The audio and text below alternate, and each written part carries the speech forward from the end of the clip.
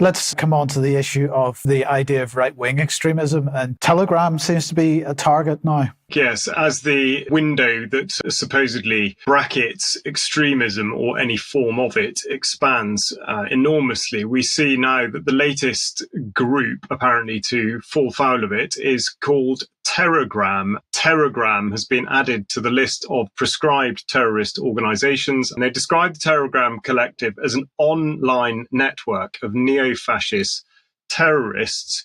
This is critical language. However, what they do is they clarify here. They say, following an internal review, the term extreme right-wing terrorism was adopted as the umbrella term to make it clear that those who hold mainstream right-wing views will not be in scope of any action by counter-terrorism authorities.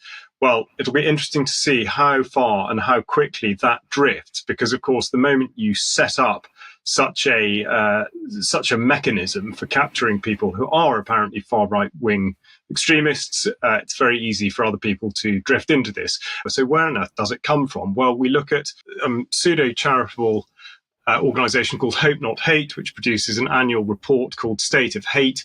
And here we find the sort of kernel of the suggestion of Telegram, in which they talk about contemporary far-right terrorism and having an awareness of the labyrinthine and hard-to-monitor world of pro-terrorism online spaces.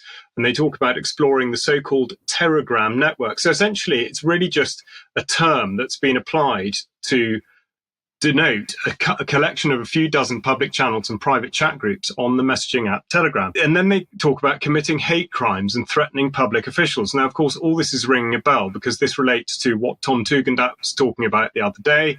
So essentially, it looks very much like Telegram has been put out there, not least because it sounds exactly like Telegram, but essentially to be able to capture anybody who's doing anything online that may, either now or in the future, be described as extremist.